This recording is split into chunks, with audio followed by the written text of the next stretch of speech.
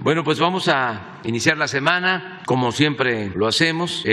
Nos va a informar Ricardo Sheffield, Procurador Federal del Consumidor, sobre el quién es quién en los precios y luego ya abrimos a preguntas y respuestas y adelante. Muy buenos días, señor presidente, muy buenos días a todas y a todos ustedes. ¿Quién es quién en el precio de los combustibles? La semana pasada el promedio de la gasolina regular fue de 21 pesos con 84 centavos, la de la Premium 24 pesos con 9 centavos y 23 pesos con 61 centavos el promedio del diésel. Con corte el 23 de noviembre, la mezcla mexicana de petróleo $71 con 69 centavos de dólar. El barril, pueden ver ustedes cómo ha venido una tendencia a la baja, afortunadamente, en los precios internacionales de los combustibles, llegando ya pronto, esperemos, a los promedios que se tenían al inicio del año, antes de que iniciara la crisis a consecuencia de la guerra entre Rusia y Ucrania. Y tenemos también en consecuencia una baja en el incentivo fiscal, que el incentivo fiscal para esta semana es del 39% a la gasolina regular, del 13.4% a la Premium y del 91.5% al diésel, que sigue siendo el más alto, el del diésel, por el impacto que tiene en la transportación en general, sobre todo de alimentos. Vamos a ver que las tres más careras en esta semana fue Oxogas, qué pena, quedó en primer lugar, algo se les descompuso por ahí porque normalmente están a la mitad de la tabla, Petro 7 y Arco. Esto afecta mucho al norte del país porque las tres son cadenas importantes en el norte de México y fueron las más careras, y las más económicas la semana pasada fue Orsan, Total y G500. Vamos a verlo ya en lo individual por gasolineras, y tenemos que una gasolinera de BP en Escárcega, Campeche, con un precio al público de 23 pesos con 99 centavos, sí se ganó la medalla de pasarse de rosca, ¿no? 5 pesos con 43 centavos. Luego, por este tipo de motivos, aunque no es una falta el ganarle tanto, pero con estas exageraciones no saben cómo recibimos reportes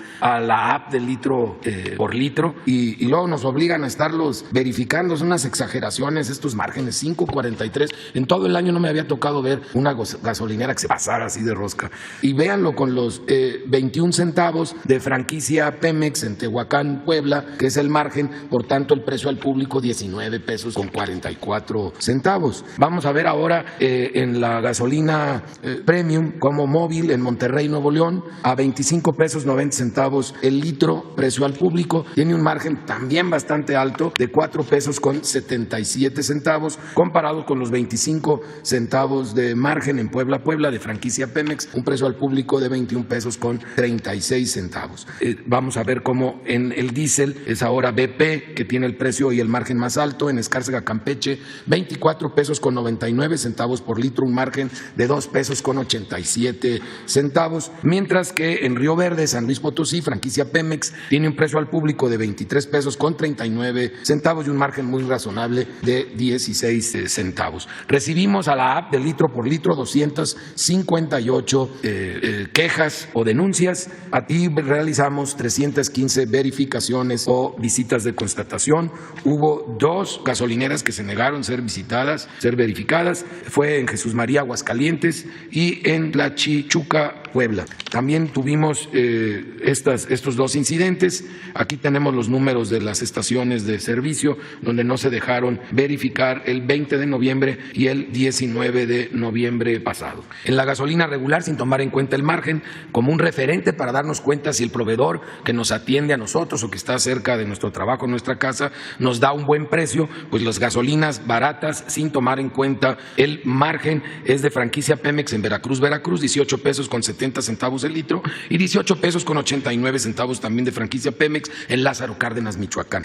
Las más caras, 24 pesos con 24 centavos también de Pemex en Santiago, Papasquiaro, Durango, y 24 pesos con 8 centavos de franquicia Pemex en Chimpalcingo, Guerrero. Como ven ustedes, no influye el tema de la franquicia, puede haber en todas las franquicias quienes den caro, quienes den barato. En este caso Pemex se llevó las más económicas y las más caras. Es un referente, obviamente nadie va a ir a cargar hasta ese lugar más que los que viven por ahí, pero te puedes dar cuenta con ese referente si está a buen precio tu proveedor de gasolina o debes de buscarle en la app de litro por litro un mejor proveedor. La más barata para la Premium es de Pemex en Veracruz, Veracruz, 20 pesos con 50 centavos y 20 pesos con 79 centavos de gasolina a Kirkland, este es Costco, en Ensenada, Baja California. La más cara, 26 pesos con 89 centavos de Shell en Naucalpan, Estado de México, y también Shell en Atizapán, en el Estado de México, 26 pesos con 83 centavos. El diésel, la más barata, 22.55 de Móvil en Tepaxtlaco, Puebla, y 22.69 de Shell en Chicoloapan, Estado de México. Las más caras, 26 pesos con 24 centavos en Guadalajara, Jalisco, de Pemex, y 25 pesos con 88 centavos en Tejupilco, Estado de México.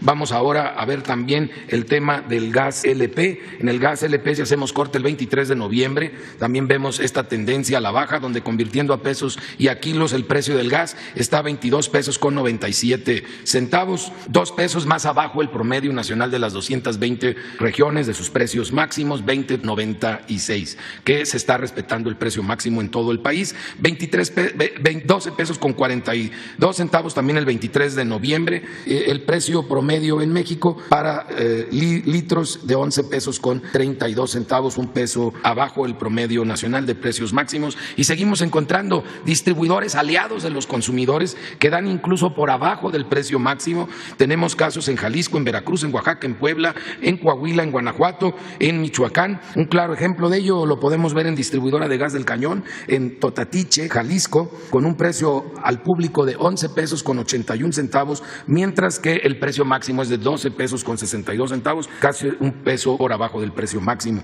Para el caso de cilindros de gas, ya por kilo, tenemos casos por abajo del precio máximo en Puebla, en Veracruz, en Jalisco, en Zacatecas, en Guanajuato y en el Estado de México. Gas El Paraíso en Huitzilán de Cerdán, Puebla, un precio al público de 20 pesos con 87 centavos por kilo, cuando el precio máximo es de 21 pesos con 73 centavos, también casi un peso por abajo. Realizamos 778 verificaciones o visitas de constatación de precios máximos y en la semana pasada encontramos 3 vehículos que se inmovilizaron por no estar bien calibrados y 3 instrumentos de medición que también fueron inmovilizados. Anduvimos más recargados hacia la costa y tuvimos un 12.7% de cilindros en mal estado, aunque fueron pocos en número, pero el porcentaje aumentó. Ayúdenos en casa revisando el cilindro al recibirlo, que se encuentre en bien estado la válvula, que no se encuentre picado en la parte de abajo por seguridad de nuestras familias. Hubo una negativa de verificación en el tema de gas LP. Se trata de una pipa que estaba distribuyendo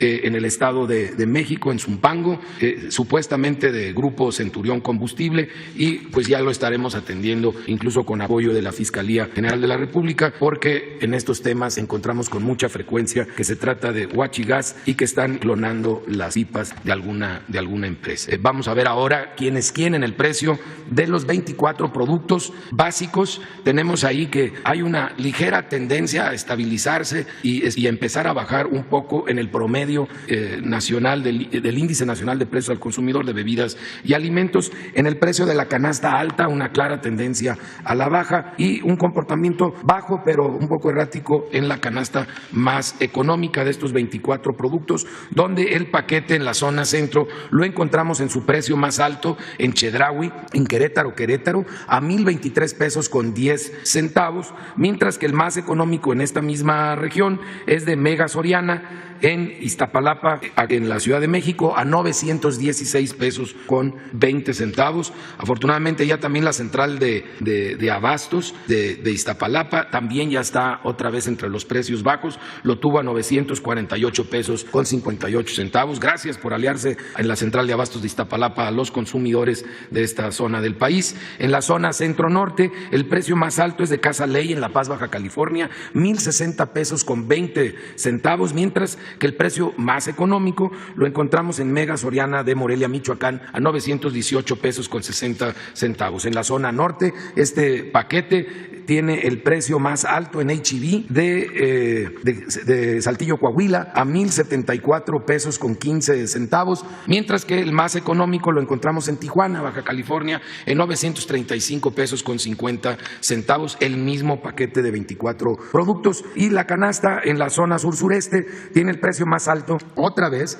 ya por varias semanas, en la central de abastos de Mérida, a 1,079 pesos con 69 centavos, afortunadamente 10 pesos más bajo que la semana pasada, que bueno, gracias a ellos, ojalá hagan el esfuerzo para que queden ya en el promedio nacional. Y Sorana Hiper en Solidaridad Quintana Roo tiene el precio más económico para este paquete, incluso más barato que la semana pasada, 919 pesos con 50 centavos por el mismo paquete de los mismos 24 productos. Muchas gracias.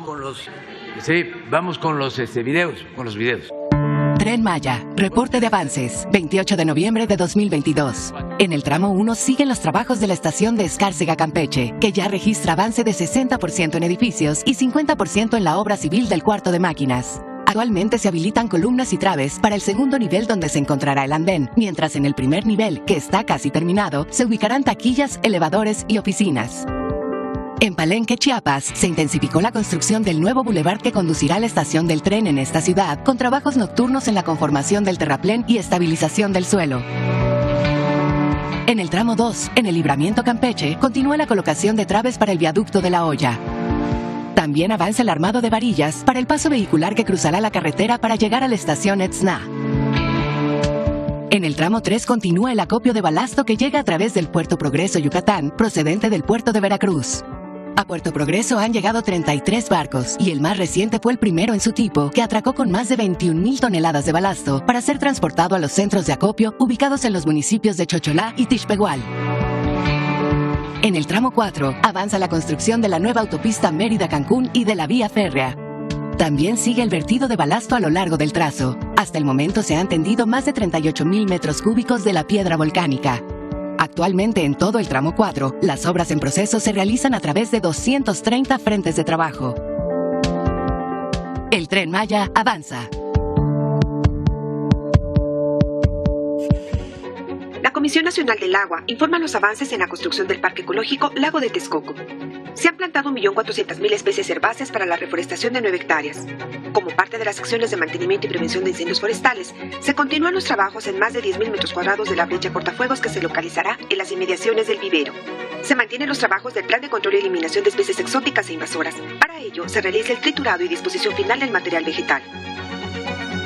En el Jardín Central iniciaron los trabajos de plantación, para lo cual se lleva a cabo la conformación de cajetes, en los que posteriormente se colocarán sustratos y las especies arbóreas. Se trasladaron los primeros 150 árboles para su adaptación y posterior plantación en las islas, que servirán como barreras rompevientos.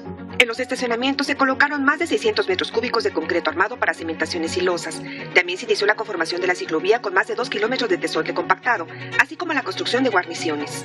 Como parte de los trabajos en redes de infraestructura, se han colocado 8.400 metros de tubería de instalaciones hidrosanitarias. A la fecha, se concluyeron 32 canchas deportivas y se terminaron las cimentaciones superficiales de las edificaciones que alojarán los servicios a visitantes. En las vialidades de acceso al parque, en la zona norte, fase 2, se inició la demolición de asfalto para la construcción de casetas de vigilancia y paradores de autobuses. Asimismo, arrancó la obra del edificio de visitantes del parque con trabajos preliminares de trazo, demolición y excavación. Como resultado del proceso natural de restauración ambiental de la zona, los cuerpos de agua como la laguna Jalapango van recuperando extensión y con ello fortaleciendo su biodiversidad. A la fecha, se han generado más de 4.600 empleos en la construcción del parque. Muy bien, empezamos. Buenos días, presidente. Miguel Arzate, del Sistema Público de Radiodifusión del Estado Mexicano, Canal 14. Preguntarle, presidente, sus impresiones de la marcha del día de ayer.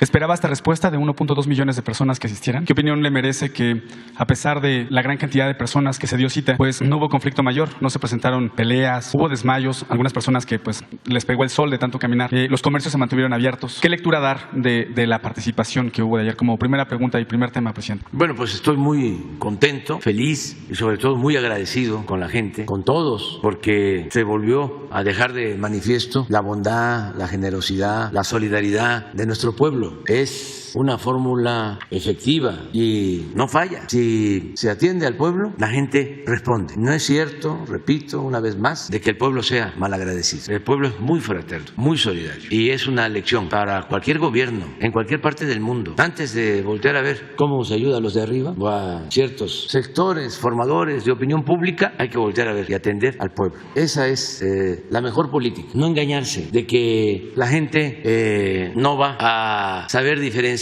entre quien le tiene amor al pueblo y quien en el fondo lo desprecia o lo maltrata o lo considera inferior. Lo más importante en este proceso de transformación es el cambio de mentalidad, porque cuando cambia la mentalidad cambia todo. Hay veces, repito, que hay revoluciones y la gente sigue pensando de la misma manera. Ahora no, estamos viviendo un proceso de transformación en paz y hay un cambio de mentalidad, porque se está impulsando una revolución de las conciencias. Ayer una de las cosas que más celebró la gente en mi intervención fue cuando dije: vamos ganando la batalla al racismo, al clasismo, a la discriminación en todas sus expresiones. Ahí fue lo que más gustó. Otras cosas, pero esa me llamó mucho la atención. Y eso no tiene que ver con lo material, ni con programas de bienestar. Eso tiene que ver con el cambio de mentalidad. Me produjo también una gran satisfacción el que hayan participado muchísimos jóvenes, también porque había que caminar, ¿no? Y los adultos mayores, pues, se les convocó a que estuviesen esperando en el Zócalo. Pero también había adultos mayores en la marcha, sin embargo, muchísimos jóvenes, muchos jóvenes. Y eso, pues, es muy estimulante porque es el relevo generacional, no solo en cuadros dirigentes, sino en integrantes de la ciudadanía. Muchos jóvenes. Y lo otro que tú señalas, que también es importante, pues es que no se quebró un vidrio, los negocios estaban abiertos, muchos allí en los negocios, los trabajadores participando, aplaudiendo, en algunos casos prestando los baños, como se dice comúnmente en la policía, saldo blanco, también es de celebrarse. Y muy bien, muy bien. Y vamos a continuar porque esto obliga a aplicarnos más, nobleza obliga. Y muchas gracias a toda la gente. Presidente, si nos pudiera compartir qué mensajes escuchó de la gente que se acercaba a usted. ¿Le entregaban documentos, le daban mensajes, le pedían firma de sus libros? ¿Le costó trabajo avanzar? Vimos que fue complicado avanzar, abrirse paso entre la gente. Sí. Los contingentes fueron solidarios. Por ejemplo, el contingente de Michoacán en un momento estuvo repartiendo carnitas. Algunos estados estuvieron compartiendo pan con los asistentes. ¿Qué opinión le merece esta solidaridad de los asistentes? Y que nos pudiera compartir también qué mensajes escuchó de las personas. ¿Era tanta gente que fue complicado avanzar?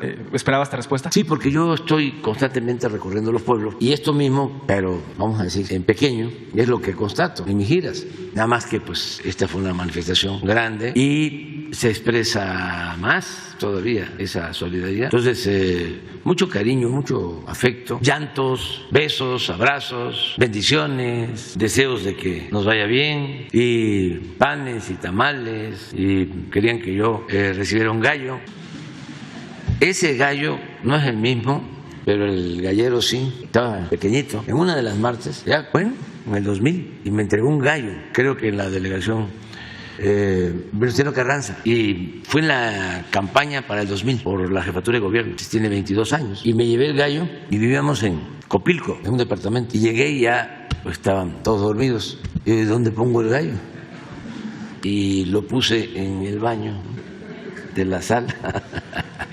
Y a las 6 de la mañana empieza el gallo a cantar y todo el mundo se despierta ahí. ¿Qué trajiste? Y pues a ver qué hacíamos con el gallo. Pero él, que era jovencito, pues ya está grande, me llevó otra vez el gallo. Perritos, o sea, de todo. Y la gente muy contenta, muy consciente, muy politizada de la importancia y del momento histórico que estamos viviendo y muy respetuosa. Ni siquiera consignas en contra de nuestros adversarios. Nada, no escuché nada del INE, nada. Es otra cosa completamente distinta. Y en un segundo tema, solo compartirle, presidente, de los que cubrimos ayer la marcha, mucha gente traía en sus carteles estas consignas de yo soy acarreado porque ya no quiero corrupción, soy acarreado porque quiero la dignidad de mi pueblo. Y sí había mensajes que vimos que querían que se transformaran las instituciones, incluido el INE. Preguntarle, presidente, como un segundo tema, ayer en su mensaje adelantaba que iba a buscar que el incremento al salario mínimo para el próximo año, o bueno, a finales de este año, fuera del 20%. Preguntarle cómo va esta negociación, ya es un hecho, y aprovechando en su mensaje que fue amplio y bastante, en muchos puntos, revelador, preguntarle qué considera de todo lo que mencionó el día de ayer ha sido el mejor logro de este año. La economía, haber salido con la economía estable, avanzar con los programas sociales que continúen, que sigan creciendo, este incremento al salario mínimo. Preguntarle ese tema, presidente. Gracias. Yo creo que lo mejor ha sido la recuperación económica. Es que si, lo dije ayer, no tuviésemos una inflación de 8.1, sino de 13, sí estaríamos más preocupados. De todas maneras, en lo económico, ese es el tema principal de atención, el que baje la inflación. Pero al mismo tiempo está creciendo la economía, crece en términos reales el salario, crece la inversión extranjera, se mantiene estable el peso, no hay devaluación. Entonces yo diría que este año lo mejor ha sido la recuperación económica, porque lo de el bienestar fue desde que iniciamos. Ahí ya va caminando. también en el caso de la economía, y ayer lo reconocimos, ha ayudado mucho el incremento en las remesas, lo que envían nuestros paisanos. Estamos estimando 60,000 millones de dólares para este año. Es una cantidad récord, pero además la principal fuente de ingresos del país. Por eso el reconocimiento ayer a nuestros paisanos, migrantes. Y acerca del salario, pues está en pláticas. Lo ideal es que se acuerde por consenso, que lo acepte el sector empresarial, el sector obrero, y haya acuerdo con el gobierno. Y dije que ronde alrededor del 20. Vamos a ver. Sí hay voluntad. Les recuerdo que en 4 ocasiones que han habido aumentos, en 3 ha sido por consenso. Solo un caso fue el voto del gobierno y de los trabajadores, y no participaron los empresarios. Solo en una ocasión. Porque también ya se rompió la creencia, el mito de que si aumentaban los salarios había más inflación. Eso fue un truco usado por la tecnocracia neoliberal. Por eso cometieron la barbaridad de no aumentar los salarios en 40 años, en términos reales. El salario no solo no aumentó, se redujo en 40 años, perdió poder de compra, poder adquisitivo, con todo lo que hemos hecho, que hasta antes de lo que va a pasar, de este nuevo aumento, tenemos el 62% de incremento en términos reales y el doble en la frontera. Aún así, todavía estamos abajo del salario mínimo de algunos países de Centroamérica y del Caribe. Fue un crimen lo que hicieron durante 40 años. Se redujo el salario mínimo en 70-75% de su poder de compra. Hay una lámina, no sé si la podemos poner, del salario, sí, pero primero son 2. Una de China, cuando comienza el desarrollo en China, la expansión en China, cómo estaba el salario con relación a México, cómo está ahora. Ese está en mi libro, creo que el de la economía moral. Y la otra tabla del salario en México en los últimos 25, 30 años. Entonces, eso es lo que tenemos que resolver y pues es la economía la que ha estado funcionando. Nos ayuda mucho que se fortalezca el mercado interno y con estabilidad, que no haya deuda, que no aumenten los impuestos, que no haya gasolinazos, que no aumente el precio del diésel, del gas, de la luz. Todo eso ayuda mucho. Y es esto, miren cómo comenzó. Este es en el 2000, aquí estaba el salario en China y este es el de México. Cuando comienza el auge en China, porque aquí hay tasas de crecimiento en China del 12, 14% anual, se decía también de las mentiras que la ventaja comparativa de China estaba en los bajos salarios, por eso se estaba convirtiendo en la fábrica del mundo. Pero miren el comportamiento del 2000 al 2018, van aumentando ellos su salario y en México vamos quedando. Y esto todavía se profundiza más en los últimos tiempos. Ahora, ¿por qué no pones la...? Sí, eso es lo que pasó. Imagínense todo eso, pero más con inflación y la mentira, el engaño. No aumentes el salario porque viene la inflación. Y nosotros aumentamos el salario aquí y no llegó la inflación. Es hasta el 22 por la guerra Rusia-Ucrania, que es inflación mundial, pero no es por el aumento al salario. ¿Por qué no pones la inflación en México, en Estados Unidos, en Europa? Para nada más tener una idea de que la inflación viene de fuera. Entonces esto es la verdad lo que más ha ayudado. Por eso no hemos tenido crisis de consumo. Ayer lo comentaba y eso nos da mucha estabilidad, mucha paz, gobernabilidad. No se apaga la llama de la esperanza. Y esa es la fórmula. Las oligarquías o dictaduras son subversivas, agitan, producen rebeldía. El porfiriato condujo a la revolución. Entonces no me vengan con el cuento de que fue bueno el porfiriato. Vayan a engañar más lejos. ¿Cómo va a ser buena la esclavitud? ¿Cómo va a ser buena la antidemocracia, la dictadura? Y en el caso de las democracias, que esa es la otra lección, solo pueden tener éxito si se atiende al pueblo. Porque una verdadera democracia le afecta privilegios a la oligarquía, porque la democracia es el gobierno del pueblo, para el pueblo y con el pueblo. Entonces la oligarquía es el gobierno de los de arriba, de los ricos. Entonces cuando hay una auténtica democracia, no una simulación democrática, pues de una u otra forma los de arriba se sienten agraviados. Y entonces hay una reacción, por eso se habla de reaccionarios. Esa fue la reacción que enfrentó Madero. Los porfiristas que se sentían afectados en sus intereses con la prensa porfirista, con los intelectuales porfiristas, con los militares porfiristas y, por si fuese poco, con el embajador de Estados Unidos en México, Wilson, tramaron el golpe de Estado. ¿Qué faltó para que los ideales democráticos de Madero triunfaran? Siendo él un hombre excepcional, uno de los mejores dirigentes de México y del mundo, un hombre puro, casi santo. ¿Qué le faltó o no pudo hacer? Aliarse con el pueblo, aliarse con los campesinos zapatistas, aliarse con los obreros, construir una base social que lo respaldara en su propósito de establecer una auténtica democracia en el país. Entonces, como no pudo, o las circunstancias no se lo permitieron, pues fue derrotado por la oligarquía que sí se articuló, se unieron todos en contra de él. Entonces, ¿cuál es la lección? ¿Quieres transformar? Apóyate en el pueblo. Y de manera sincera, apoya al pueblo, profésale amor al pueblo. Y si estás con el pueblo, vas a tener respaldo. Y si te pueden venir encima, como Jauría, no pasa nada. Es tu ángel protector, es tu escudo, es tu detente. ¿Saben lo que dicen los detentes, no? Que traigo en la bolsa. Detente,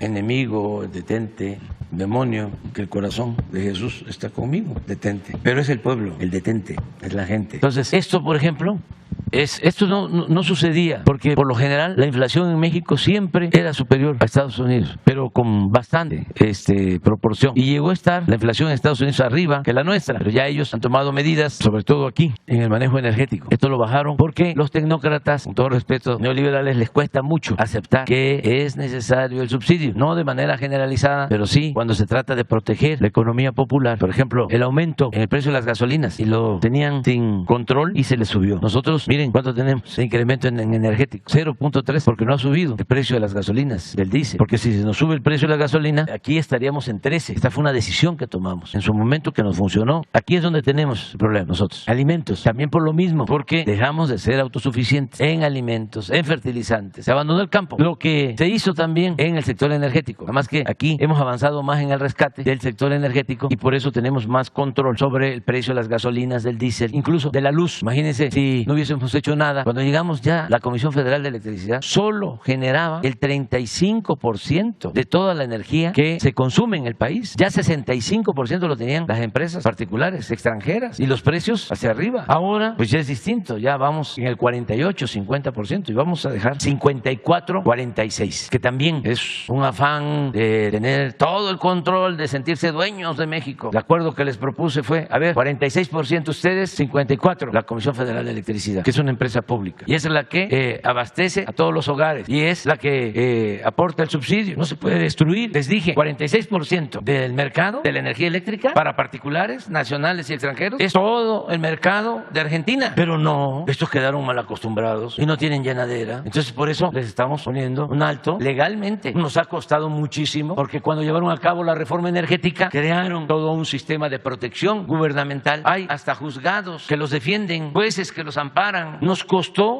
los legisladores del conservadurismo enseñaron el cobre y en vez de defender la Comisión Federal de Electricidad, defendieron Iberdrola de España y las empresas extranjeras. Y en el Poder Judicial lo mismo, en la Suprema Corte. Estaba yo así porque querían declarar inconstitucional la ley eléctrica para que siguieran manteniendo los monopolios extranjeros, el llamado autoabasto, que afortunadamente ya se declaró como fraude legal, pero nos costó muchísimo. Entonces aquí no hemos podido, ha ido bajando. Hoy tengo reunión con el secretario de Agricultura del gobierno de Estados Unidos, vamos a tratar asuntos relacionados con esto, pero es Estados Unidos, ya bajaron, estaban más altos, y Europa sí está complicada, porque este es el promedio, pero miren, en Europa, aún así, en alimentos, nosotros estamos arriba. Por eso aquí, con Ricardo, desde luego el secretario de Hacienda, Rogelio Ramírez de la O, la secretaria de Economía, todos estamos trabajando en esto, y el próximo lunes vamos a presentar un informe del plan antiinflacionario en alimentos. Les adelanto que estamos muy satisfechos con la actitud de industriales y de comerciantes. Lo vamos a ver graficado el lunes, pero están cumpliendo el pacto que firmamos de la canasta básica en 1,038, 1,039 pesos y están abajo de eso. Pero vamos a ver quién es quién. Yo creo que esta semana van a estar más abajo porque el lunes evaluamos. Vamos a ver quién es quién en la venta de la canasta básica. Bueno, pues para contestar, lo económico ha sido lo principal.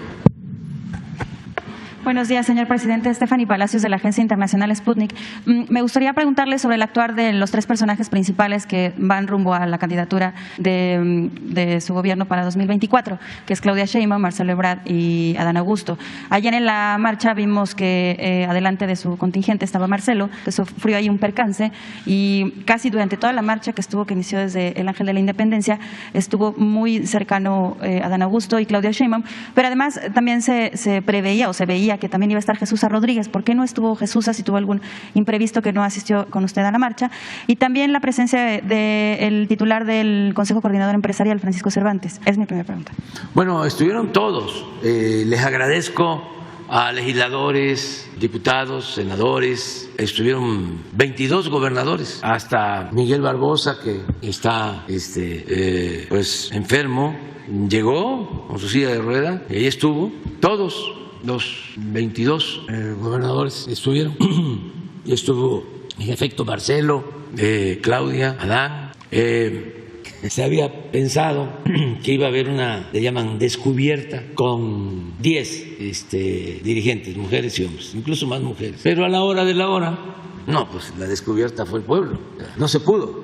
¿En algún momento usted, se acercó un coche al lado de usted porque en algún momento sintió miedo o algún momento era muchísima gente? No, es que la gente me lo pedía. O sea, empezaron a gritar, cuídenlo, cuídenlo, cuídenlo, cuídenlo, ya, no, que yo me subiera al coche, pero me sentía bien y llegamos. Ya estoy chocheando, pero todavía. Fue una sorpresa que no tuviera vallas, además, ni seguridad. Vallas no había nada. Tengo muchos deseos de vivir, y la ciencia, la naturaleza, el creador, la suerte, pues nos van a permitir que terminemos esta misión, esta tarea. Ya no falta mucho, son 2 años. Menos, 20 meses, 21 meses. Entonces, estamos bien. Ayuda el deporte, ayuda a caminar, ayuda el béisbol, el fútbol, el básquet, todos. Y decirle a nuestros representantes de la selección mexicana de fútbol que adelante, que esto no se acaba hasta que se acaba, que hay que echarse para adelante siempre. No se puede vencer al que no sabe rendirse. ¡Ánimo! Vimos que en algún momento también Epigmenio Ibarra hubo un momento en que se cansó, paró de la marcha porque sí, estaba allá. Pero pues es terco. Y lleva años haciendo eso, con su cámara al hombro, pesa, y los empujones, porque hay quienes pues son tranquilos, pero es que hay otros que son pura pasión, se lanzan fuerte, pero nadie con deseos de hacer daño. Y sí estuvo Jesús, salimos juntos en lo que iba a ser la descubierta. Pero se fueron quedando por lo mismo, porque estaba muy fuerte la presión y se pudo organizar de otra manera, pero la idea era, a ver, vamos a hacerlo como siempre. ¿Fue un ejercicio para que próximamente pueda hacer otra marcha, señor presidente? No sabemos qué nos depara el destino. Esta fue porque son 4 años y la gente quería expresarlo. Lo manifiestan todos los días hablan del tema, en el mercado, en la escuela, en los camiones, en el metro, en el parque, en todos lados es tema, pero como son opiniones que se dan en toda la República de manera aislada, y como sí hay el interés de acaparar la información, o sea, de acaparar los medios para informar solo lo que conviene a nuestros adversarios. Entonces es importante la lucha, que se anime, se reafirme la convicción. Es decir, no somos 1, no somos 100, cuéntanos bien. Y se encuentran amigos de años de lucha, ahí se abrazan, y de otros estados. Tienen un efecto extraordinario, una movilización. Ya estábamos también muy hamburguesados, y nosotros venimos de un movimiento de transformación, de cambio. No hay normalidad política, no, estamos en la cresta de una ola de transformación. No es el tiempo en que no se movía nada, del inmovilismo, de la formalidad, de que todo era acartonado, de la ortodoxia, del conservadurismo. Mantén todo igual y que no se mueva ni una hoja del árbol de la política o de la vida pública. No, es una transformación pacífica, pero transformación al fin. Y eso es lo que se mostró ayer y se va a seguir mostrando. Y yo agradezco mucho a la gente que estemos llevando a cabo entre todos desde abajo este cambio para bien de México sin violencia, de manera pacífica, y que respetemos a nuestros adversarios y que se les garantice su derecho de manifestación, su derecho a disentir. Ayer también lo dije, me da mucho gusto. México es hoy santuario de las libertades. Imagínense que vienen los personajes más famosos de la ultraderecha en el mundo a hacer una convención en México sin ningún obstáculo. ¿Por qué? Tenemos la convicción de que debemos de procurar la libertad y nunca más si es posible aplicar el artículo 33 de la Constitución, que se ha aplicado por más de un siglo, el expulsar por extranjero pernicioso a quien habla mal del gobierno de México o opina mal. Una vez hace poco, creo que con Cedillo, vino una banda musical, música de jóvenes, y dijeron algo, hubo algún incidente y vámonos, va afuera, el 33. Defensores de derechos humanos, afuera, 33. No, por eso es muy importante el seguir con la revolución de las conciencias, porque es seguir cambiando la mentalidad de la gente. Y cuando se enojan mucho los adversarios, que están ofuscados, no caer en ninguna provocación, amor y paz, serénate, tranquilízate, vamos a dialogar, vamos a debatir, tranquilo. Si no tienes argumentos, si solo lo que tienes es coraje, odio, pues hermanita, hermanito, primo hermano, sigue tu camino, ahí la llevas, vas bien, pero no enfrascarse en el pleito. Y uno tiene que estar bien con su conciencia, que ese es el principal tribunal. Pues eso es, y los dirigentes, todos participaron. Le agradezco mucho a Francisco Cervantes, presidente del Consejo Coordinador Empresarial, que asistió. También Antonio del Valle, de la Asociación de Negocios, de dos organizaciones empresariales muy importantes. Y estuvieron otros empresarios, hice referencia a uno de ellos, a Bremer, porque tengo opiniones de varios deportistas, que él los ayuda. Y además cuando se iba a vender una casa para dar unas becas a deportistas, él la compró. Entonces por eso lo mencioné, y así llegaron otros, y muchas gracias, ¿no?, a todos los que nos acompañaron, y no hubo ningún problema, porque la gente es muy respetuosa, muy madura, y no tiene intenciones de ofender. Lo único que se busca es que haya respeto. Lo que también dijimos para el caso del gobierno de Estados Unidos, de sus legisladores, recordamos que los mexicanos en Estados Unidos son 40 millones, que nuestros hermanos puertorriqueños son 5 millones y que nuestros hermanos cubanos son 4 millones, pero que los mexicanos, nuestros paisanos, son 40 millones. Entonces no pedimos nada especial, trato preferencial, privilegios, porque hay comunidades hispanas que tienen más participación que los mexicanos en la vida pública en Estados Unidos y mucha influencia política en Estados Unidos y en el mundo. Los políticos de Cuba en Estados Unidos son los que presionan para mantener el bloqueo en Cuba y afectar al pueblo de Cuba, una política violatoria de los derechos humanos. Y los mexicanos en Estados Unidos, que son mayoría, no actúan así. Los que están allá son respetuosos. Entonces, ¿qué pedimos para ellos? Respeto. Y que no estén pensando que si le van a faltar el respeto a los mexicanos allá, nos vamos a quedar callados. No queremos trato especial. Lo único que queremos es que respeten a los que viven y trabajan honradamente en Estados Unidos. No queremos campañas anti-mexicanos, anti-migrantes, mucho menos maltrato, discriminación. No queremos la xenofobia. Entonces, eso quedó ayer también de manifiesto. Y también quedó de manifiesto, nos llevamos muy bien con el gobierno de Estados Unidos. Como nos llevamos bien con el presidente Trump, tenemos que agradecerle, como al primer ministro Trudeau, porque se volvió a suscribir el tratado. Si ahora México es el principal socio comercial de Estados Unidos en el mundo, si tenemos récord en la llegada de la inversión extranjera a México, es en mucho porque logramos ese acuerdo. ¿Hablarán sobre el tema del maíz transgénico en esta reunión que va a tener con el... ¿Hablarán sobre el maíz transgénico en esta...? Sí, seguramente, pero ya está claro, no queremos maíz transgénico para consumo humano. No queremos, no lo vamos a permitir. Vamos a seguir produciendo maíz blanco para consumo humano y somos autosuficientes en maíz blanco. Donde está el problema es en el maíz amarillo para forraje. Entonces, esa es nuestra política y va a continuar así. Pero hay formas de ponernos de acuerdo. Y ya en mi segunda pregunta, presidente, la reunión que tuvieron los presidentes la semana pasada, Gabriel Boric, Lasso y Petro, ¿cuáles fueron las expectativas, puesto que la semana pasada todavía Estados Unidos aprobó un paquete para financiar el conflicto entre Rusia y Ucrania? Si se platicó con estos mandatarios, se habló del tema, uno por ese lado y otro Petro, que había hablado sobre las políticas antidrogas en Estados Unidos y la liberación de Julian Assange. Si también hablaron de ese tema en estas reuniones con estos tres mandatarios. No hablamos de la guerra de Rusia y Ucrania. Ellos ya saben que la postura de México es la de la solución pacífica a esa controversia, a ese enfrentamiento, a esa guerra.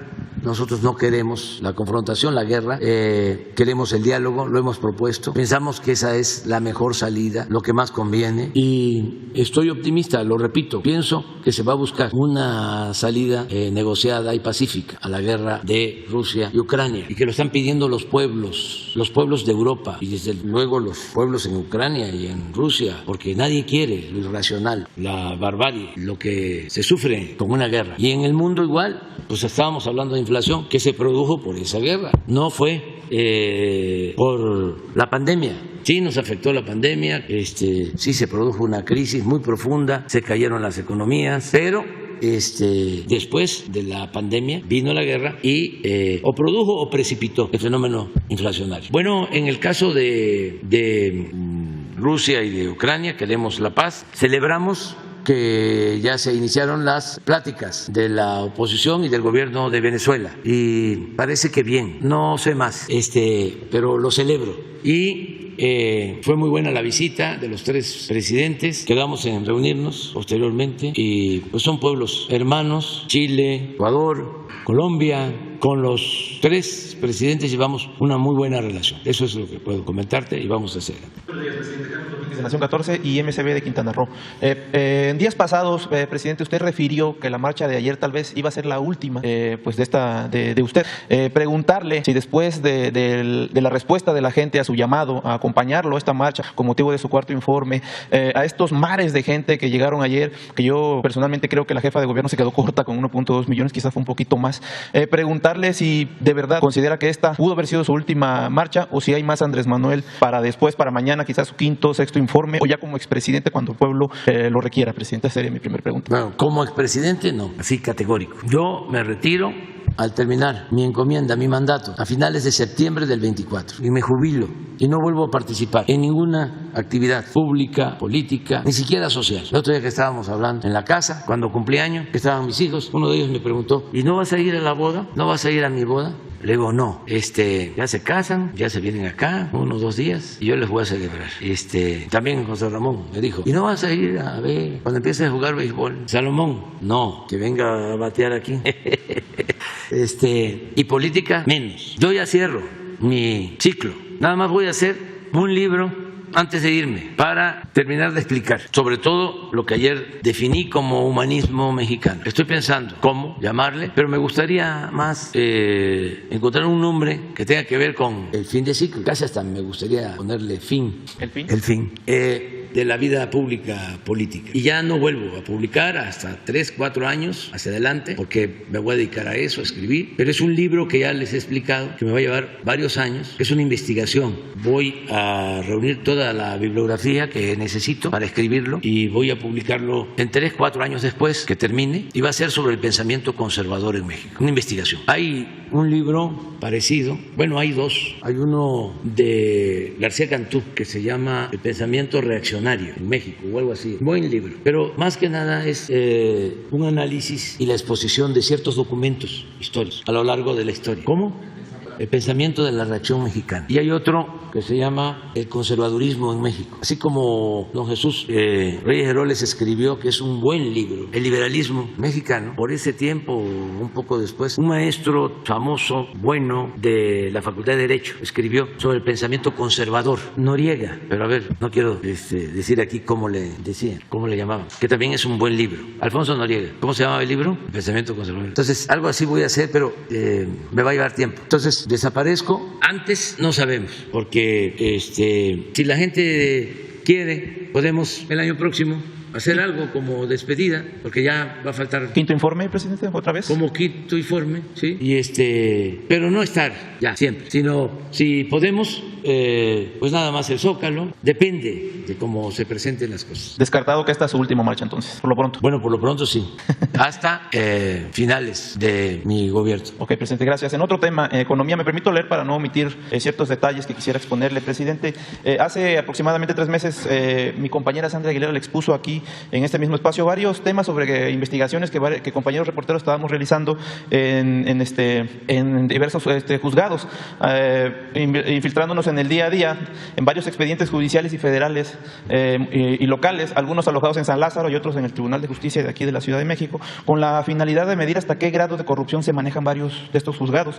Mi compañera le dio información muy puntual y usted bien tuvo que canalizarla con el secretario de Gobernación, Adán Augusto López. Bueno, sin embargo, también nos hemos dado cuenta que la corrupción no solo se encuentra en el área judicial, presidente, sino también florece, incluso me atrevería a asegurar que nacen desde las estrategias ilícitas de varios despachos de abogados que usan y abusan de los procesos judiciales, ya sea a través del tráfico de influencias, la falsedad, la confusión o la simple omisión de información en sus promociones y solicitudes de amparo, para hacer de la ley de amparo y medidas cautelares su trinchera y guarida para no cumplir con la ley, suspendiendo de manera arbitraria procedimientos, obstaculizando proyectos, complicando la ejecución de sentencias o la impartición de la justicia.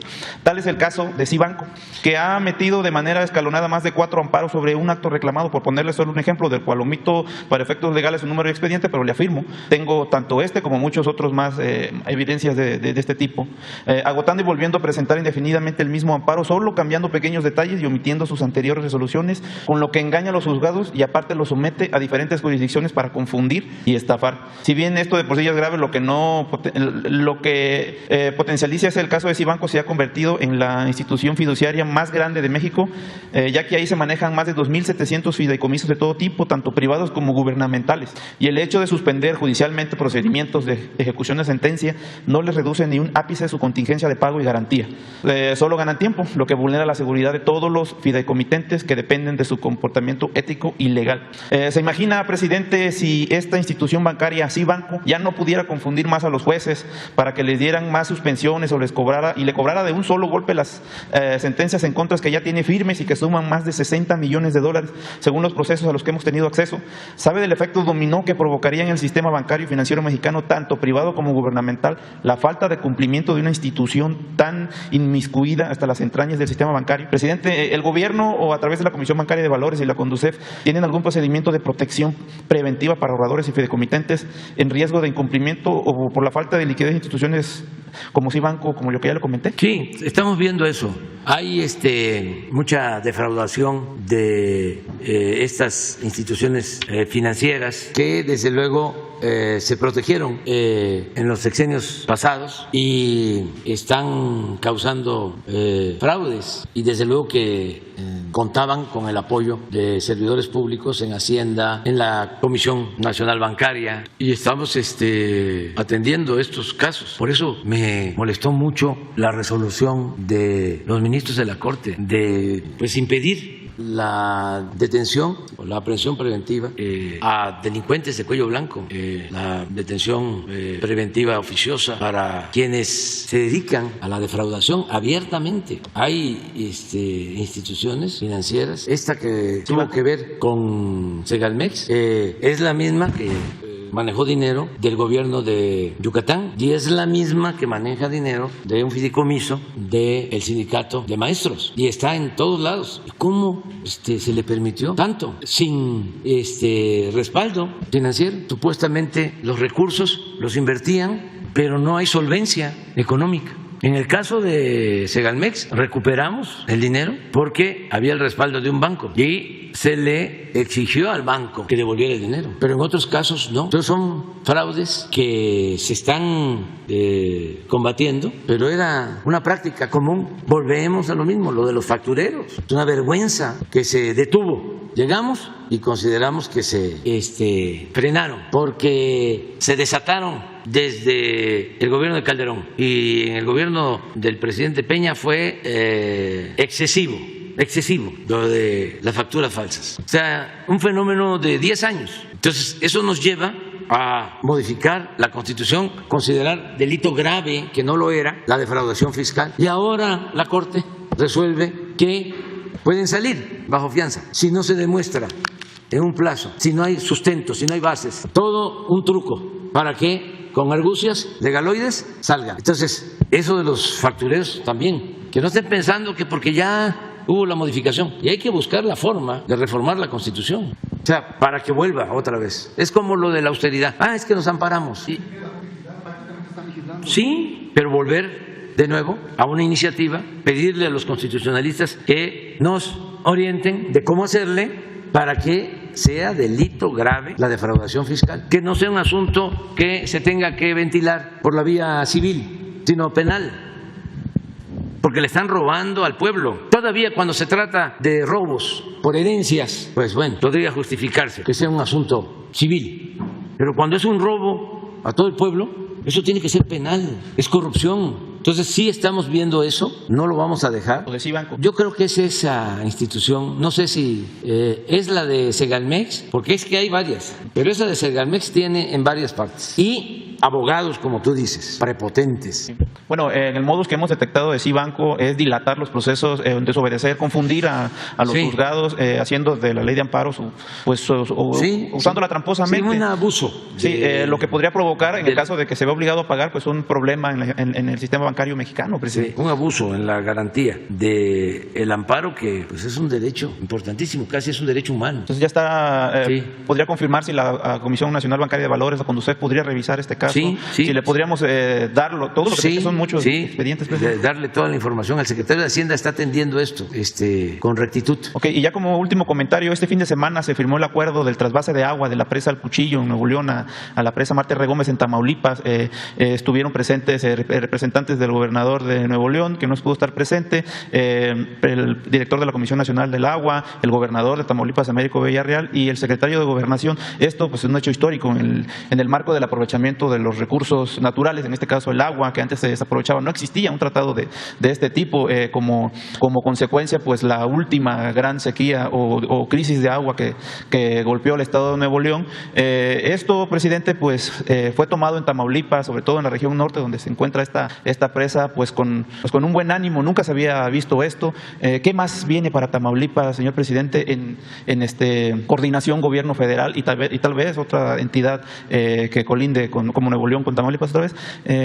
Muchas cosas de este nuevo gobierno muchas cosas en los varios Tamaulipas que hay, porque es Tamaulipas, de Tampico, de Madero, de Altamira, toda esa región. Es Tamaulipas de pues Victoria, la capital, y todo lo que es el centro, y la Tamaulipas del norte. Eso por hablar de tres grandes regiones, pues son más. Entonces, en el caso de Tamaulipas del Golfo, pues Madero vamos a seguir con la rehabilitación de la refinería. Cuando llegamos, esa refinería llevaba como 8 meses, como un año parada. Ya le echamos a andar y está produciendo. Y vamos a seguir invirtiendo. Fue un compromiso que hicimos y lo estamos cumpliendo. En el caso de Altamira, se acaba de firmar un acuerdo. Esa es una muy buena información. Va a haber una inversión como de 30,000 millones de pesos para plantas, más que nada equipos para la construcción de plantas de licuefacción de gas. Se va a poner en Altamira una planta de licuefacción, pero en tierra van a haber plantas para producir equipos de licuefacción. Ya se firmó ese acuerdo con una empresa estadounidense. De lo que recuerdo, esas dos. Luego, en el centro vamos a impulsar mucho la actividad agrícola, agrícola. El gobernador ha estado planteando que se vuelva otra vez a impulsar los distritos de riego para la producción, sobre todo del sorgo, que tenía Tamaulipas un lugar especial y lo fue perdiendo, y los árboles frutales, sobre todo cítricos, toda esa región. Y en el caso del norte también hay programas especiales en Matamoros, en Río Bravo, en Reynosa y en Nuevo Laredo, en toda la frontera y en otros municipios de esa frontera. Hay proyectos para fortalecer las aduanas, para hacer obras de infraestructura. Por ejemplo, en Nuevo Laredo se van a instalar las oficinas de aduana del gobierno federal. Antes de que terminemos, ya estamos por adquirir los terrenos y va a haber todo un complejo de oficinas para aduana. La aduana nacional, la sede, va a estar en Nuevo Laredo y ahí mismo se va a ampliar todo lo que es la protección de aduanas y va a estar la Secretaría de la Defensa y la Guardia Nacional. Y lo mismo en caso de Reynosa y Matamoros, se van a rehabilitar las aduanas y vamos a seguir dando seguridad a la gente. Hoy en la madrugada hubo un enfrentamiento en Nuevo Laredo, se detuvo a una persona que era jefe de un grupo de la delincuencia, y hubo reacciones, pero ya se llevó a cabo esa detención y hay elementos para demostrar que él fue responsable de otros hechos violentos en esa zona. Ya se le trasladó a la Ciudad de México y ya se está actuando. Eso fue a las 4:30 de la mañana. Ahí con Jesús. Pero quedamos por acá. Buenos días, presidente. Buenos días a todos. Alberto Morales, del periódico El Universal. No me levanto para no topar el tiro a mis compañeros. Hoy se da a conocer una encuesta en el periódico en donde se señala que su aprobación aumentó 2% en comparación con el ejercicio anterior, cuando tenía 62 y ahora tiene 64. Esta medición se hizo antes de la marcha en contra de la reforma electoral y en defensa del INE. Preguntarle primero su opinión. Pues que así está la aprobación. Yo tengo otros datos, pero el que el Universal dé a conocer esta encuesta, donde estamos en 64%, es muy bueno, porque lo hace un periódico que ha sido crítico al gobierno que represento, pero que al mismo tiempo pues demuestra que no está obcecado con atacarnos. Hasta lo celebro, porque ya se estaban volviendo como el Reforma, y no debe ser lo mismo. Lo de Reforma los entiendo perfectamente. Ese es un boletín del conservadurismo, de lo más rancio, desde que nació. Su antecedente es el norte, en Nuevo León, y completamente defensor de la cúpula de ese estado. Un boletín de los empresarios, el grupo empresarial de Nuevo León. También se respeta, ¿no? Pero engañando a mucha gente, ¿no? Como que era el periódico, ya no decir del pueblo, de la sociedad. No, es el periódico de la cúpula, del grupo de los 10, que con gran influencia ponía y quitaba gobernadores a su antojo. Y ese periódico se traslada a México, a la capital, donde pues hay un ambiente más progresista, que últimamente se ha derechizado por el bombardeo de los medios, porque aquí es donde se resiente más. Esta ciudad que era completamente libertaria, de repente empieza a volverse conservadora. Lo atribuyo a la repetición incesante de los medios. Pero cuando viene el norte a la Ciudad de México y se convierte en el Reforma, es cuando Salinas de Gortari, él los trae, él les da todas las facilidades para reafirmar la política neoliberal, privatizadora y corrupta. Entonces los dueños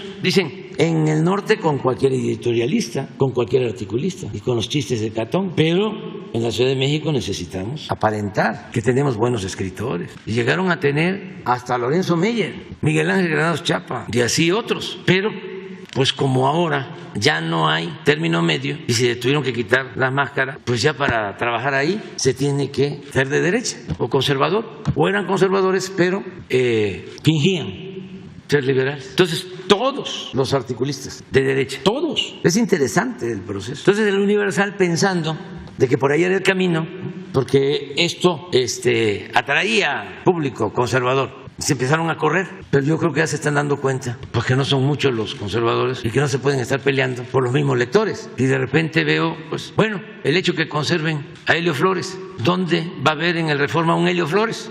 Ese Calderón, ahí nanita, racista, clasista. Presidente, como segunda pregunta. Espérate, hombre. Entonces, la verdad que celebro y le hago un reconocimiento al Universal. Y además la empresa encuestadora no está desacreditada. No quiere decir que no tenga a veces sesgos, pero es de lo más serio que hay. Presidente, como segunda pregunta, también se da hoy a conocer que se hizo una solicitud de información a la Secretaría de Educación para preguntarle cuáles eran los motivos, los argumentos, pues los testimonios, las pruebas de por qué se desapareció el programa de escuelas de tiempo completo. La Secretaría de Educación pues dio evasivas, no entregó ninguna información. Usted había mencionado que había malos manejos en este programa, pero no hay una evidencia documental, no hay pues testimonios, no hay pruebas que pues revelen esto. No sé si podría usted pedirles a la SEP que abrieran más bien información. Sí, lo vemos. Yo tengo la experiencia de que no habían clases por la pandemia y estaban queriendo que se les pagara como escuela de tiempo completo, si no hay escuela porque está cerrada. ¿Y por qué pagar? Si se supone que la escuela de tiempo completo es alimentos para los niños y no iban los niños y no les entregaban los alimentos. Pero es mejor que se aclare, que se informe. ¿La compañera? Es que quedamos en la primera. Mirza Uribe, Caseta del Aire, simplemente mujer en Los Mochis, Sinaloa. Presidente, antes de lo que le quiero preguntar, le envío un saludo muy grande, una felicitación grande de nuestro gobernador Rubén Rocha. Estuvo feliz, se sorprendió él también, fueron miles de personas, miles de sinaloenses, y que la verdad no fueron acarreados de corazón y sentimiento, estuvieron acá. Hay muchos comentarios sobre eso entre la gente que estuvo por acá. Muy bonito, el gobernador feliz, inclusive le trajeron la banda. Hubo de todo en el camino acá y le mandan muchos saludos. Okay. Hace 4 años inició la administración esta federal de usted. Presidente, usted fue al municipio del Fuerte, pueblo mágico del Fuerte, hace 4 años. Que, por cierto, el Fuerte, pues su presidente no ha hecho lo que debía todavía. No ha cumplido realmente. Pero en ese evento asistieron personas de la zona de ahí, de la zona serrana, de lo que es Choice. A un ladito está del Fuerte que usted ya conoce. Toda esa gente preciosa de Choice, trabajadora, grande en economía, en lo que es agricultura, ganadería y lo que es la cuestión también de minería. Le mandan muchos saludos. Pero también le quieren preguntar el comentario, la petición que le hicieron. En esa ocasión, cuando usted estuvo ahí, se trata de lo que es la petición de lo que usted iba a proporcionarles, ayudarles con un puente muy grande, pero no es tan grande, es mala necesidad de Choice, de la gente de ese municipio que preside la presidenta municipal, gran líder, Amalia Gastelum, ahí mismo, la presa del puente de Huites, sobre la presa Bidonario Colosio, que está ahí en lo que es la carretera de Ahome, que va a conciliar con lo que es Chihuahua, y que es tan necesario por la cuestión de la ganadería, la cuestión de lo que es la agricultura, que tanto se necesita ahí apoyarlos con ese enlace, y se necesita que esté el puente llamado Ojinawa, Chihuahua. Ojalá que recuerde usted eso y la petición de toda esa gente hermosa de Choice, Sinaloa, y que por cierto están muy agradecidos las personas mayores, los jóvenes, perdón, ya cambió de clima.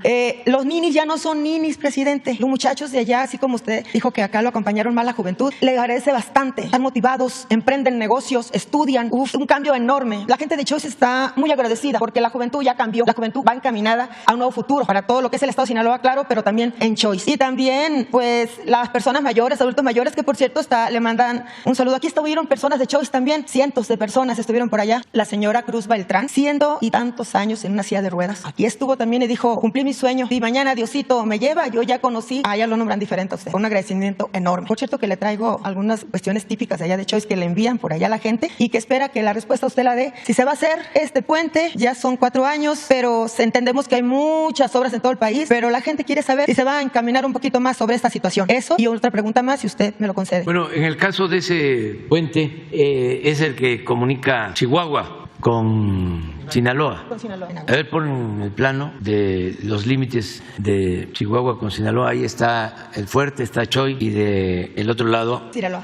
En Chihuahua está Morelos. Sí, estamos trabajando en un camino en Morelos. Ahora vamos a pedir información. Morelos es el municipio más remoto, más apartado de Chihuahua, y desde luego antes de Morelos están otros municipios. ¿Cómo se llama el municipio donde nació el fundador del PAN? No. Batopilas. Chinipas está en límite con Sonora. Sí es. Aquí está Choy, ¿no? Y por acá debe estar Morelos, por arriba. Aquí viene el tren. Este es el famoso Chepe, ¿no? Así es, ¿verdad? ¿Dónde está el Fuerte? Aquí. Aquí. Este es el tren. Entonces, lo que se quiere es un camino para acá. ¿Dónde está Morelos? Ya este es municipio. Aquí está el límite. Este es Chihuahua. Este es Temoris. Acá. Aquí estamos trabajando. Ajá. Que te diga Nuño qué estamos haciendo. Y no sé si el propósito es que se haga aquí. Es la presa, ¿verdad? Uh-huh. Es un puente que atraviesa una parte de la presa. Sí. Ajá. Sí. Ajá. Sí, se acercaría muchísimo a Chihuahua. Sí, nosotros estamos trabajando en creo. En nada más. El que comunica a Urique con Chihuahua. Sí, Urique está acá, mira. Ajá. Aquí Urique. Sí, es la sierra. Sí, nos los planteó el anterior gobernador. Quirino, y ahora el maestro también. Vamos a ver qué hacemos. Ese es el camino. Eso también lo comenté con el gobernador y estaba la situación de que está colinda con el municipio de Urique, no con Morelos, dice. Sí. ¿Te dice Morelos? Morelos. Sí, es este. No, es que sí lo estamos trabajando, pero no sé si es acá o es para salir. Ajá. O acá, a Huachochi. Ajá. Es que también todos estos caminos están mal. El verdadero tiene que pasar por el... Todo esto se viajaba antes en avionetas y todavía. Pero yo estuve en Urique, bueno, también en Morelos, aquí estaba Topilas, que es muy importante que en el Porfiriato fue de los primeros pueblos en la sierra que tuvo luz eléctrica, porque llegó a vivir un funcionario del gobierno de Estados Unidos que había desempeñado el cargo, creo que de secretario del Departamento de Estado, minero, dedicado a la extracción de plata. Entonces hizo un emporio aquí, hasta sus sirvientes los llevó, eran extranjeros. Entonces en mula sacaban la plata, fue muy famoso, y dejó obras como la energía eléctrica en el pueblo en aquellos tiempos. Presidente, ¿ubica Urique con Chihuahua? ¿Ubica Urique con Chihuahua? Sí. Que es el enlace con el Bisonario Colosio. Ajá. Sí, pues debe ser esto. El de Morelos es otra situación más. Debe ser esto. Sí. Así. Choice tiene el 97% de terracería, presidente. Sí. Ajá. Pero no se puede llegar ahí turismo por esos lugares. Sí, estamos trabajando. A ver si te dice lo de Morelos. Sí, ahí en Morelos. Sí, pero bueno, tomamos en cuenta tu planteamiento. ¿Sigo? Síguele. Ok, sigo. Presidente, tenía dos preguntas, pero una muy importante que me preguntaron hace poco. Estuve en una universidad y los jóvenes que están ahí, todos están estudiando, van a clases. Gracias a Dios ahorita la pandemia pasó y muchas cosas. Se lo comento porque pues también coinciden que llegó a mi hija. Entonces estaban varias personas, varios muchachos jóvenes que se acercaron a mí y me preguntan y me están comentando que si qué opinión le da usted a que China está otra vez con la pandemia elevándose y que hay otra vez esos problemas que se está dando. La juventud, los estudiantes, lo que me pidieron es que, de una manera que pues ellos no entienden lo que es la cuestión de esas medidas que usted puede proceder a dirigir respecto a que no deje entrar a gente, me dice la juventud, las universidades tienen miedo otra vez que vuelva a regresar la pandemia, y ese es un mensaje de la juventud. Hablemos de, pues más que nada, de los universitarios que ahorita están en etapas muy fuertes de sus estudios y tienen ese temor de que dígale al presidente que no nos deje entrar a nadie, porque en México somos muchos y estamos mejor que nunca y todos queremos que nuestro México crezca mejor, y nosotros estamos poniendo de nuestra parte, estamos estudiando, estamos respondiéndole al presidente y queremos ser útiles, queremos ser su futuro, queremos representarlo, queremos que cuando el presidente esté descansando en su casa diga: estos jóvenes, estos profesionistas, yo los ayudé, porque ellos nunca recibían becas, nunca recibían nada, nunca les apoyaban los gobiernos anteriores, igual que nuestros niños mayores, y que dicen los jóvenes, incluyendo mi hija también estaba ahí, Doris, dígale, grítele al presidente con todo el corazón y el cariño y agradecimiento, porque ahora tenemos con qué estudiar y con qué salir adelante y no preocupamos mucho a nuestros padres. Esa es la siguiente. Mañana va a estar aquí el doctor Hugo López-Gatell y él va a dar respuesta a esa preocupación. Que nos informe cómo va lo del COVID, si hay algún repunte. Mañana va a informarnos, y cómo está el mundo también, si te parece. Adelante. Gracias, señor presidente. Solamente un tema.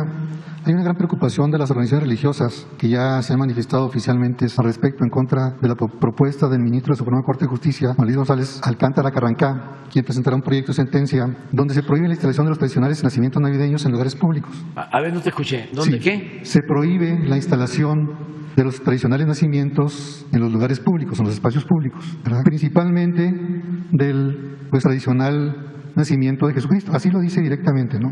Completamente dice la propuesta del nacimiento de Jesucristo de la religión católica o de cualquier adorno alusivo a alguna convicción religiosa. El ministro considera que la colocación de los motivos religiosos de cualquier religión, incluyendo aquí, desde luego, los pueblos originarios o los indígenas, o con cargo al erario, es anticonstitucional. El proyecto ordena que se abstengan de colocar en el futuro en espacios públicos, aquí se refiere al municipio de Chocholá, quien es el objeto del amparo de la autoridad responsable, y dice específicamente: la primera sala de la Corte se permite ser enfática en sostener que son estos contextos jurídico, político y social los que obligan a este alto tribunal a adoptar medidas contundentes que tiendan a evitar de forma absoluta y definitiva la normalización de las conductas estatales con fundamento en dogmas religiosos o de conciencia. Usted sabe que la institución de nacimientos o signos religiosos de todas las corrientes pues es una práctica común y parte de la cultura nacional, y de aquí la molestia porque en el uso del término de espacios públicos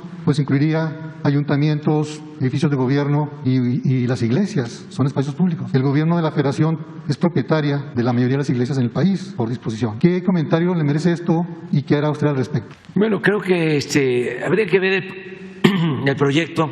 Los datos los tomé del proyecto. ¿Mande? Los datos los tomé del proyecto. Lo leí completo. Yo no estoy a favor de eso. Yo creo que eso no tiene fundamento legal, ni tiene que ver con nuestras tradiciones, con nuestras costumbres. Además, creo que es contrario a la libertad religiosa. El problema está en que si se aprueba. No se va a aprobar. No creo que. Ya no quisiera decir nada, señor presidente. No, esto es una opinión que se respeta. Pero pues yo le digo al ministro, ¿por qué votó para proteger a los defraudadores fiscales? ¿Y por qué ahora quiere prohibir algo que tiene que ver con la libertad religiosa, con la libertad de creencia? Juárez era anticlerical, pero no antirreligioso. Lo que pasa es... Y además es prohibir el nacimiento, la instalación, el nacimiento de cualquier signo religioso, la celebración de en espacios públicos. El hombre que más ha luchado por los pobres, porque Cristo fue un luchador social. Y si se tiene un poco de conocimiento sobre la historia, sobre la obra y la vida de Jesús, se va a saber, independientemente si es solo un hombre, un profeta y no es Dios, independientemente se va a saber de que siempre estuvo en favor de la justicia, que por eso lo seguían, lo espiaban, lo llamaron alborotador del pueblo, los poderosos de su época, y por eso lo crucificaron. Entonces, ¿cómo prohibir eso? Entonces, si es Jesús Cristo, es como Gandhi, como en su momento Tolstoy. Hay una carta bellísima, dos, entre Gandhi y Tolstoy, pero es si buscas algo que decía Gandhi, de que estaba a favor del cristianismo, aunque cuestionaba a los cristianos por no apegarse a la doctrina cristiana. Es interesantísimo el tema. Hay hasta una frase en una de las cartas, fueron pocas, fueron dos, allá por principios del siglo XX o finales del XIX. Les recomendaría dos libros de Tolstoy muy buenos, uno que se llama ¿Cuál es mi fe? Y otro que se llama La fe está entre nosotros o algo así. El reino de Dios está en vosotros. Me ayudaste. Es que ya tiene tiempo que no leí. Por eso también ya me quiero retirar porque quiero leer. Ahora leo, pero muy poco.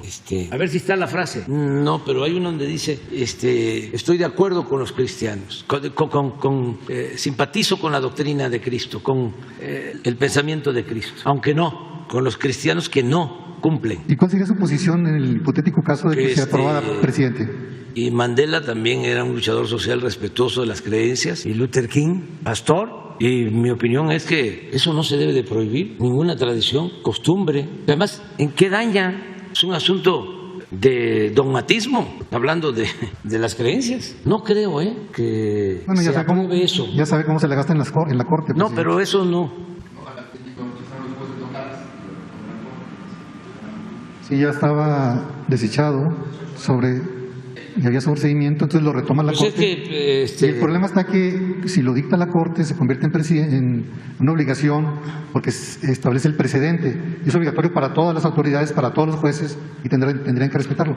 Ahí está el fondo, o sea, no solamente no son 3 municipios, sino va más allá. Sí, hay que ver cómo está el proyecto, pero yo sí creo que no deberían de meterse con eso. Gracias, señor presidente. Ese es mi punto de vista. ¿No encuentras la frase que es bellísima de Gandhi? ¿No tienes la carta? A ver, pon la carta de Gandhi a León Tolstoy. Son dos, o sea, son breves, incluso una o dos. Bueno, seguimos. Buenos días. Los saluda su amigo y servidor Óscar González de Radio Relax 104.5 FM. El 19 de septiembre del año 2017 se crearon muchos desastres a la infraestructura urbana. Una de ellas es el deterioro al puente de anillo periférico cerca de la Alameda Oriente, esto es en Ciudad Nezahualcóyotl, Estado de México, y hasta la fecha no ha habido ningún tipo de solución. Se supone que había un fondo para desastres. Inclusive, algunos partidos políticos hicieron fideicomisos con tal motivo. La pregunta, señor presidente, sería ¿cuándo se podrán ver rehabilitados este tipo de obras inconclusas e incluso partidos políticos han sacado provecho? Vamos a investigar. ¿No sabes si es un fideicomiso del Estado? Del Estado. Vamos a preguntar y te informamos y lo damos a conocer aquí. Muy bien. Y también felicitar precisamente a su logística del día de ayer en la marcha, porque de verdad que fueron varios kilómetros los que recorrieron, y incluso también pedirle a usted de qué manera se preparó o si hubo alguna preparación especial para el recorrido de la marcha de ayer. Pues yo cuando puedo, y eso es lo que recomiendo, camino. Hay que hacer ejercicio, porque eso lo mantiene a uno bien, en forma. No dejarse.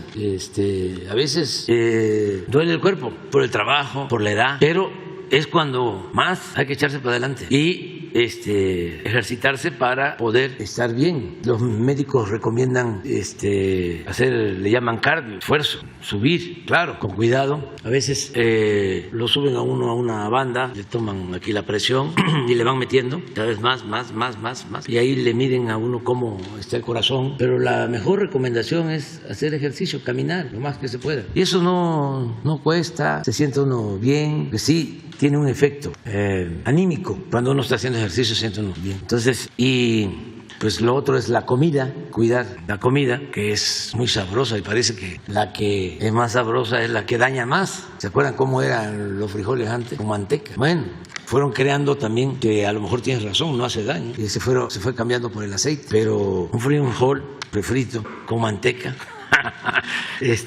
o un chicharrón, pero con carne, sí, o una gordita, ya es. Y una barbacha, o unas carnitas. Entonces sí, sí ya es algo especial. Ahorita voy. Bueno, ¿quedó algo? Ahí quedó la frase.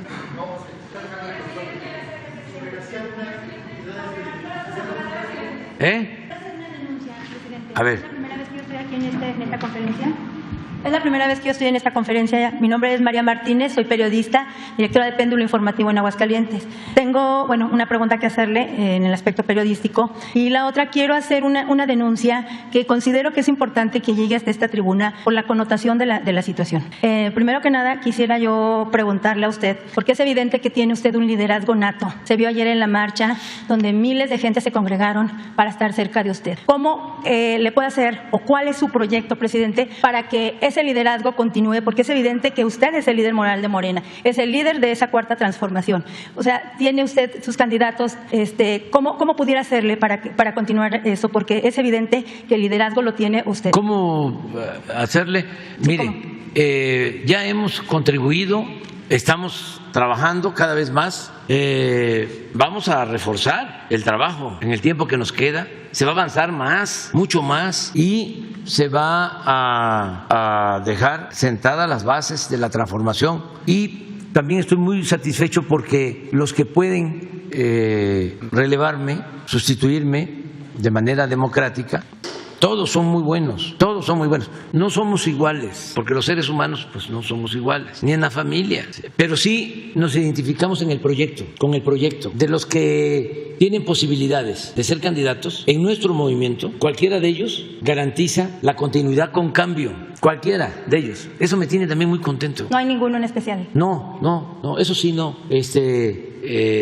Los quiero a todos y somos amigos, hermanos, yo eso digo, mis hermanos y mi hermana. Y ¿quién va a decidir? La gente, entre todos. Y yo lo que voy a hacer es procurar que se mantenga la unidad.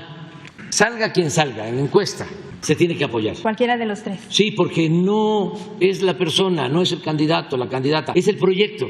Quien apuesta a la división pues ni tiene convicciones, o quien asumiera una postura de que no salí, pero entonces utilizando cualquier argucia, cualquier pretexto, digo, no hay democracia en Morena, es lo mismo, yo no puedo soportar eso, y se va. Pues yo, conociendo a la gente, yo creo que la gente le diría que te vaya bien, ¿sí? ¿Pudiera ser el caso Sigue de tu Ricardo camino, Monreal? porque la gente no está solo por los candidatos, la gente está por el proyecto. Y no está de más que se hable de este tema para que nadie se confunda. Por eso es reglas claras, que sea el pueblo el que decida. Y una vez que se haga la encuesta y salga el que esté mejor posicionado, ese o esa compañera, y apoyarlo. Y a ese compañero que salga es al que yo voy a apoyar. No voy a irles a hacer campaña porque eso no me corresponde. Yo nada más me voy a pronunciar. Es decir, fue la gente, fue la mayoría, no hubo dedazo, fueron reglas claras y se acabó. Y espero que los que no salgan actúen de manera responsable y digan, vamos, adelante. Y el que salga o la que salga, que no sienta que no va a necesitar a nadie, porque de una vez también les digo, por experiencia, se requiere del apoyo de muchos. Una de las crisis o de los daños que causó el neoliberalismo es que no dejó cuadros, no se formaron cuadros para el servicio público, puro figurín corrupto. Entonces se requieren verdaderos servidores públicos. Por eso me gustó lo de los jóvenes, gente que sienta que la política en contenido, en esencia, es un oficio profundamente humano y de la más alta jerarquía espiritual. Entonces, cualquiera va a poder sin problemas. ¿Por qué no va a ser igual? Puede ser mejor, porque pues son momentos distintos. A mí me tocó una circunstancia, a ellos les va a tocar otra circunstancia. Y por eso es continuidad en el proyecto con cambio de servidores públicos, cambios de estilos. No necesariamente tiene que seguir la mañanera. Ellos pueden tener otro sistema, otra forma de comunicar, también eficaz, que no tarde tanto la mañanera, por ejemplo. Presidente, una última cosa que le quería comentar. Le mencionaba yo de una denuncia que considero que es importante que usted conozca. El día de ayer usted mencionaba en su informe que México es un país de libertades en donde se ha privilegiado el respeto a la libertad de expresión. Usted mismo la ejerce aquí todos los días y la ejerce con plena libertad y justamente estoy aquí ejerciendo mi derecho a la libertad de expresión. Sin embargo, en los estados no es así. En el estado de Aguascalientes es un estado muy pequeño, sin embargo existen cacicazgos de esos que ustedes le llaman conservadores. Y en el caso particular del gobernador Martín Orozco Sandoval, quiero hacer una denuncia pública porque yo estoy siendo criminalizada por él. Yo estoy haciendo una investigación en donde puse al descubierto vínculos del exgobernador con grupos delictivos y de funcionarios de la Fiscalía de Aguascalientes. Lo puse a disposición de la Fiscalía General de la República. El señor se dio cuenta que yo lo había denunciado y de inmediato fui y presenté una denuncia en mi contra en la FGR, en la Fiscalía para la Libertad de Expresión, aludiendo que se siente amenazado por mis investigaciones, aludiendo que se siente victimizado por mí. Lo más lamentable es que la Fiscalía de Periodistas le recibió la denuncia, siendo esta una fiscalía para investigar delitos cometidos contra periodistas. No concibo que le haya recibido una denuncia a un gobernador. La FGR abrió la carpeta de investigación, la determinó, no se declaró incompetente, la determinó un ejercicio de la acción penal, pues dicen que si bien es cierto, él está ejerciendo su libertad de expresión, lo cierto es que criminalizarme o pretenderme meter a la cárcel por una investigación periodística sería atentar contra mis derechos humanos. Pero ¿qué sucedió con esto?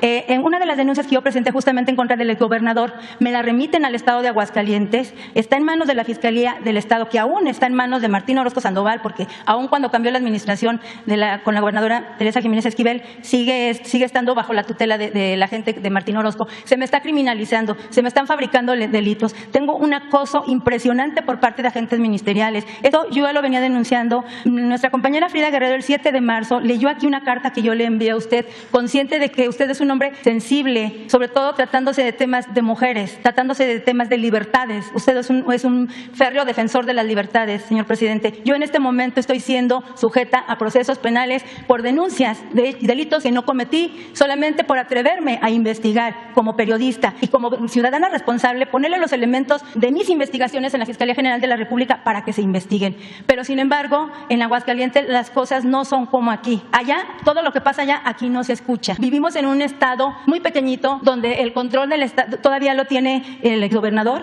en connivencia con el crimen organizado. No es posible que después de que yo haya hecho públicas domicilios, nombres y ubicaciones de gente que está vinculada con la delincuencia y que opera en el estado de Aguascalientes, no los hayan molestado ni con el pétalo ni de un citatorio y yo esté siendo perseguida por estas personas. El mecanismo de protección a periodistas tiene esta información y sin embargo, lejos, muy lejos, de verdad, de proteger mi seguridad, estoy sumergida en una burocracia impresionante. Ahora mismo estoy aquí en la Ciudad de México porque tengo que estar huyendo literalmente de mi estado donde estoy siendo perseguida por la Fiscalía del Estado y por grupos criminales. Para mí es importante que esto se sepa porque no puede ser que en provincia vivamos en ese terror. No puede ser que aquellos que nos atrevamos a denunciar seamos objeto de este tipo de violaciones a nuestras garantías fundamentales. Es todo, señor. Muchas gracias. Mira, platica con Jesús ahora, para que se vea qué caminos se pueden tomar. Se ponen de acuerdo, también Alejandro Encina oficinas por derechos humanos y tengo entendido que cuando se trata de derechos humanos sí tiene facultades la Fiscalía General de la República para atraer casos relacionados con violaciones de derechos humanos, de modo que no se descarte también esa posibilidad, porque hay veces, no estoy juzgando, hay veces que no se confía en las fiscalías estatales, por eso. Entonces, en esos casos, y cuando se demuestra que hay violación de derechos humanos, la Fiscalía General puede atraer el caso y eso puede ser una opción, una alternativa. Pero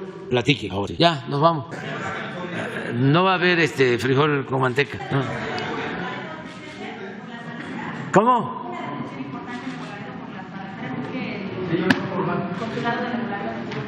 Sí, es una detención importante. Bueno.